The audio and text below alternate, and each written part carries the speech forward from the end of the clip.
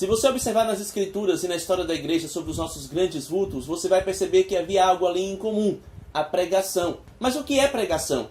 É justamente o que nós vamos ver no retalho de hoje, que é baseado no livro de Stuart Olyott, Pregação Pura e Simples, da editora Fiel. O link para a compra desse livro vai estar aí disponível na descrição do vídeo. E é para você que prega na sua igreja, pequeno grupo, congregação, ou mesmo deseja conhecer mais sobre esse sublime ministério.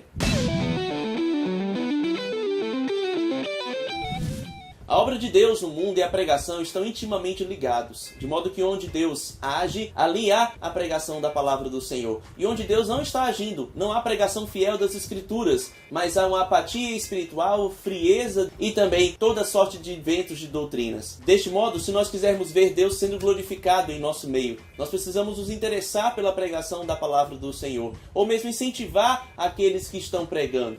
Então, o que é pregação? É interessante observar que nós cristãos estamos acostumados com pregação. Ouvimos muitos pregadores, ouvimos muitas pregações, mas pouco sabemos sobre a definição desse assunto. E Stuart Olyott, ele vai dizer que isso se dá justamente porque aqueles que se envolvem há anos com pregação pouco procuram entender nas escrituras um estudo sistemático acerca do que é isso. E entendermos aquilo que é pregação vai nortear como nós devemos pregar, como nós devemos viver esse ministério tão maravilhoso, tão sublime para a obra do Senhor. Então nós veremos 4 palavras no Novo Testamento que nos dão uma correta noção sobre o que é pregação. Essas palavras do Novo Testamento, elas estão no grego koiné, no grego bíblico, e eu vou fazer a pronúncia delas utilizando o método erasmiano de pronúncia do grego. O Novo Testamento descreve pregação de mais de 60 maneiras diferentes. Entretanto, 4 delas têm uma importância especial, porque são radicais, das quais as outras palavras vão se derivar. E a primeira dessas palavras é kerisso, e ela é a mais importante delas, grafada mais de 60 vezes no Novo Testamento,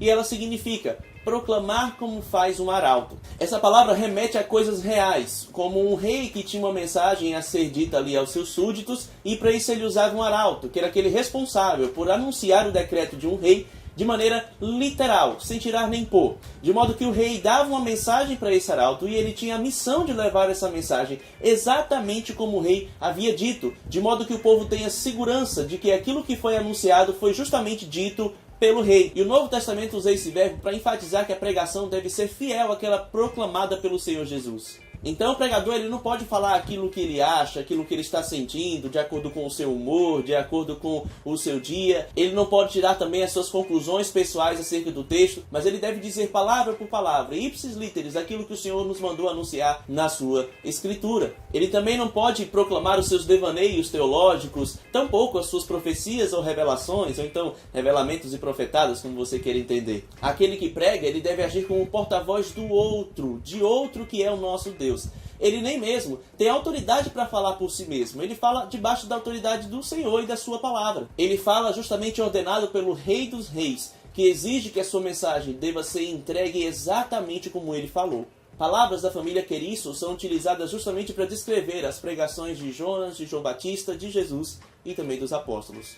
A segunda palavra é evangelizo. É dessa palavra que nós tiramos a nossa evangelizar. E ela significa literalmente trazer boas notícias ou anunciar boas novas. Em Lucas capítulo 2, versículo 10, quando o anjo diz que estava trazendo ali boas novas, ele justamente utiliza esse verbo. É importante observar que tanto kerisso quanto evangelizo, elas não vão trazer uma noção de coisas diferenciadas, mas sim complementares. Isso vai quebrar aquela noção de que nós temos hoje em dia, de que existe uma mensagem voltada para descrentes e uma mensagem voltada para crentes, que existe uma pregação evangelística e existe uma pregação voltada para aqueles que já aceitaram a Jesus. O Senhor Jesus, em Lucas capítulo 4, versículos 18 e 19, utiliza exatamente evangelizo e kerisso para poder falar da sua missão aqui neste mundo. Ele viria para evangelizar e proclamar, de modo que proclamar é evangelizar e evangelizar é proclamar. O próprio apóstolo Paulo vai utilizar a palavra evangelizo para poder falar de atividades que ele faria com os crentes. Está lá em Romanos capítulo 1, versículo 15, quando ele diz que quando chegasse ali a Roma, iria evangelizar aqueles cristãos do lugar. E isso nos faz pensar em duas coisas importantes. Eu quero destacá-las aqui para vocês.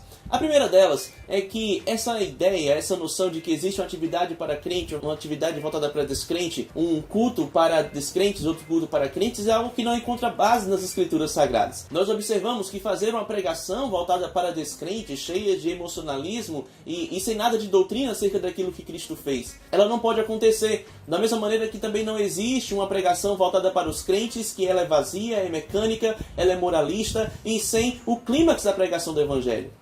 A segunda questão é a falta da pregação do Evangelho para os crentes. De modo que muitas pessoas só ouvem falar daquilo que Cristo fez na Páscoa e no Natal, como se o Evangelho fosse uma introdução à vida cristã, sendo que ele é o assunto principal para crentes e descrentes. O querigma, a mensagem literal que devemos pregar e que permeia toda a Escritura, é justamente o Evangelho, é a mensagem do Rei dos Reis. A terceira palavra é martírio, e essa palavra significa literalmente dar testemunho dos fatos. É dela que nós tiramos a nossa noção de testemunho pessoal, mas ela não fala exatamente dessa noção que nós temos hoje em dia, em que as pessoas gravam DVDs de 2 horas contando aquilo que tinham feito no passado, parecendo até que sentem um certo orgulho do que fizeram. Na Bíblia nós não encontramos esse uso para martírio. Martírio, ela vai nos trazer uma noção escriturística de um testemunho legal, de algo que você está fazendo diante de um júri. Essa palavra é usada na Escritura para dar testemunho no tribunal, para chamar Deus como testemunha de algum fato ou para contar algo ocorrido. Em João capítulo 4, versículo 39, a mulher samaritana convenceu aqueles homens dando testemunho da conversa que ela havia tido com Jesus. E em 1 João capítulo 1, versículo 2, o apóstolo conta ali daquilo que viu, daquilo que ouviu, daquilo que suas mãos apalparam, daquilo que eles testemunharam.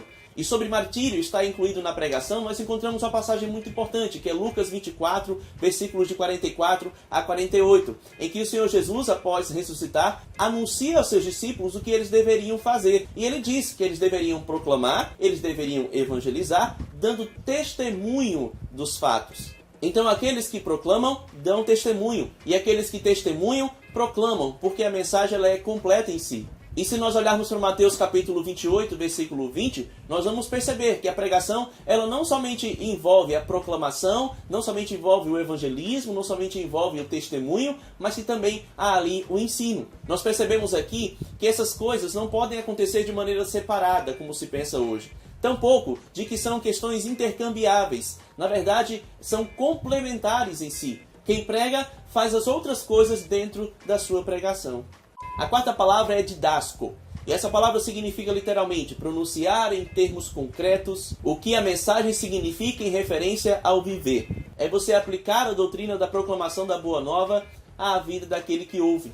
É dessa palavra didasco que nós tiramos didaquê, e ela nos dá, mais uma vez, a noção de que é errado você separar uma coisa da outra. De separar, por exemplo, uma mensagem evangelística de uma mensagem doutrinária. Ao tentar fazer isso, você vai diminuir a beleza e a suficiência da mensagem da palavra do Senhor. Em Atos capítulo 5, versículo 42, nós vemos que os apóstolos eles não cessavam de ensinar e de pregar, didasco e evangelizo.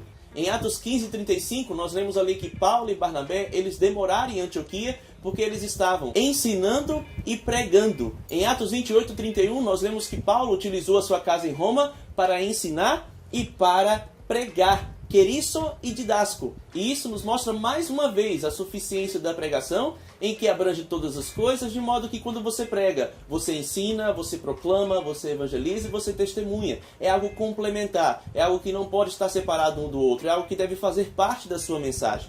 E o que nós aprendemos sobre pregação ao estudar esses termos? A primeira coisa é que no Novo Testamento nós não encontramos uma mensagem evangelística ou uma mensagem doutrinária, mas que a pregação ela incluía ali todas as 4 coisas ao mesmo tempo. Ela era suficiente para falar a todos os públicos de uma vez só. E também falar uma mensagem completa para aqueles que ouviam. Paulo, falando ali a Timóteo, diz que Timóteo deveria pregar a palavra, ensinando a igreja, fazendo um trabalho de evangelista. Nós aí temos 3 das 4 palavras que significam pregação. Nós devemos, portanto, nos desvencilhar dessa ideia de separação. Nós aprendemos que a pregação ela é toda obtida nas Escrituras, e não no seu achismo, não naquilo que você pensa, no seu humor, no seu devaneio teológico. Ela também não é tirada de acordo com o público a quem você está pregando, porque nós somos chamados para pregar a palavra, todo o conselho de Deus. Nós devemos comunicar a boa notícia da graça de Deus em salvar pecadores, por meio do que Cristo fez, para que as pessoas sejam persuadidas pelo poder do Espírito Santo, através de uma aplicação de ensinos práticos, com datas, com locais, de modo que as pessoas sejam situadas e a sua fé seja alimentada. Isto é pregação.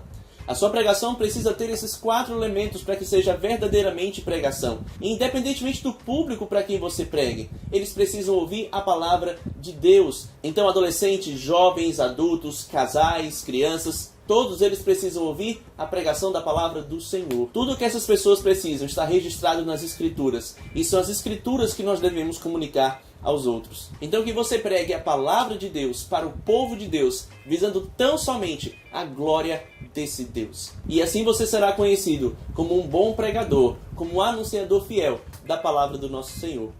Então, se você gostou desse vídeo, dê o seu like, inscreva-se no nosso canal, compartilhe esse conteúdo para que possa chegar a mais pessoas. Esse é o primeiro vídeo de uma série que nós vamos ter sobre pregação. Então, inscreva-se no nosso canal, deixe um comentário aqui embaixo sobre uma dúvida, sobre algo que você gostaria de ver no próximo vídeo. E que Deus abençoe a sua vida. Até a próxima.